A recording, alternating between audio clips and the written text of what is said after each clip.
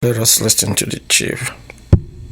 Chief Dr. Ikedife, I just want to welcome you once more to African FM World Service here in New York. Like I said before, my name is Biafra.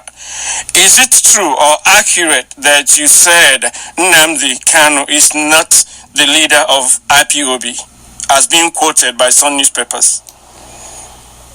He is not the founder or leader of IPOB.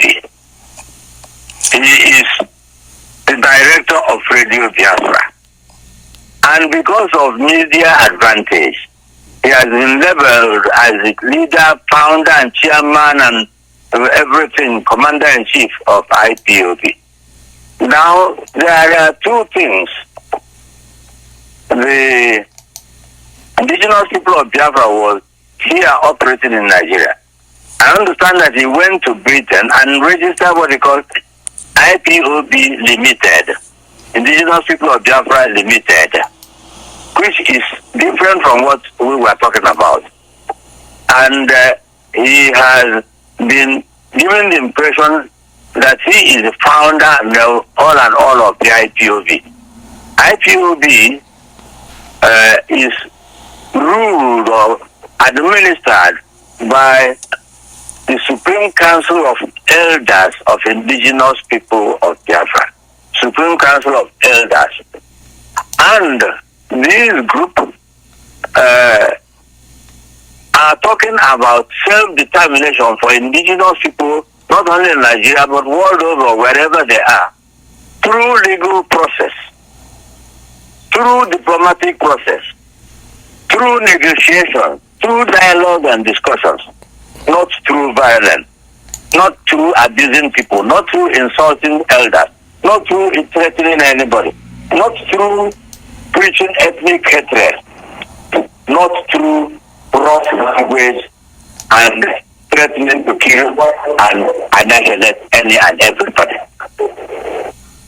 That is the difference. Okay. The original indigenous people of Biafra in Nigeria, through an organization called the Human Rights Initiative, which is a body corporate, has taken Nigeria to court to interpret and the United Nations pronouncement, African Union pronouncement, and by extension Nigerian federal government pronouncement that indigenous people have the right to self-determination. They've taken Nigeria to court to give interpretation to that act. And if that act is true, then the indigenous people should be allowed to self-determination. Just like today in Sahrawi Republic, they are trying to free themselves from government of Morocco, the enhancement of Morocco and the successor. In Scotland, in Britain, United Kingdom, Scotland went on and had a referendum on whether they will remain in United Kingdom or opt out of United Kingdom. It is not matter for war, it's not matter for assault, it's not matter for abusing anybody. It's matter for decision, dialoguing, and finally deciding what to do and what not to do peacefully, within the law, with respect, with decorum, with finesse, with polish. That's what we stand for. Yeah, but Chief, the ones accusing you of throwing Ndigbo under the bus said you've been brought over by the federal government of Nigeria, and for this reason you are speaking this way now. How do you react to that? This has been said way back to 2013. I don't know whether it is the federal government of Jonathan or federal government of Buhari that brought me over. Yes, there's a picture of you. There is a picture of you. Chief. Sorry? Chief, there's a picture of you circulating all over the internet where you shook hands with Buhari, and they labeled that picture.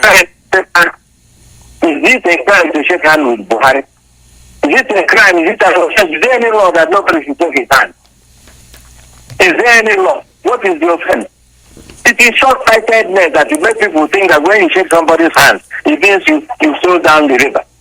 Even when you are talking about self-determination. Using again the example of Scotland and United Kingdom. The leader of Scottish National Movement had dinner with David Cameron, the British Prime Minister. This is the modern world. You talk, you get to people and talk. You don't just draw a line of no communication, no dialogue, no relationship, nothing. Anybody who is doing that is isolating himself, and it's a primitive method. But Russia and America, just listen, I think at the peak of the Cold War, we are talking. America and Cuba, we are talking. Today, President Obama has visited Cuba, received by Castro, the junior brother of Fidel Castro, Luis Castro. If you do not talk, if you don't have a window or opportunity of communication, how do you hope to resolve anything? However, you and I are talking.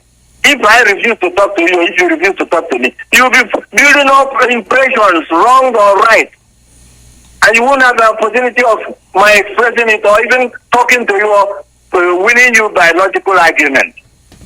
You must not be isolated, insulated, and inaccessible, incommunicado.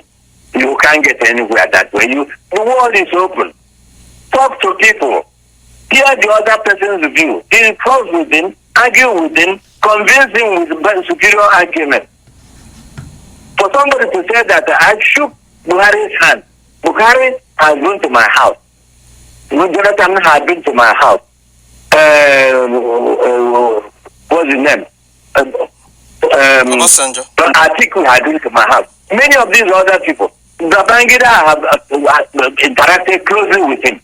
When I was the president of International College of Surgeons, we held a meeting in Lagos. I dressed him up as an honorary member. So what are you talking about?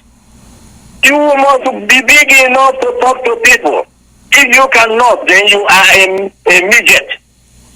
Midget in size, midget in mentality, midget in understanding. You must dialogue with people. You must interact with people. You cannot be alone and hide yourself in a cocoon and be spitting fire, brimstone at people. I don't know why people are so myopic. Look at the world. If you don't dialogue, how can you settle anything? If you don't meet the person who you're opposing or who you agree with, how can you settle anything? I shook hands with Buhari proudly. If I have opportunity, I'll shake it again. If I have opportunity of shaking hands with the Prime Minister of Britain, I'll do so. Obama, I'll do so. The President of India, I'll do so. You can't be immediate to mentality and hope to achieve something big. You can't circumscribe your own thinking, your geography within the palms of your hand, and you hope that the world will listen to you. You can't be insulting everybody around because you have a microcephalic mentality and you think people will respect you. I don't make any bones about that, and nobody will tell me who I'll shake hands with. Nobody. This is democracy. You may as well tell me when I'll eat and when I'll not eat, what I'll wear to my house and what I'll not wear. Who is the person who will tell me who I'll shake hands with and who I will not shake hands with? Who I'll talk with and who I will not talk with? That person is not yet born. Okay. Who will tell me that? Okay. And it is unfortunate that people generally say somebody has been bought over. Bought over with what? What will I do with money? In my account, so little in it, and yes, I claim to be the wealthiest because the person in the world, because I have contentment. You can't buy me with anything except superior argument. I salute you.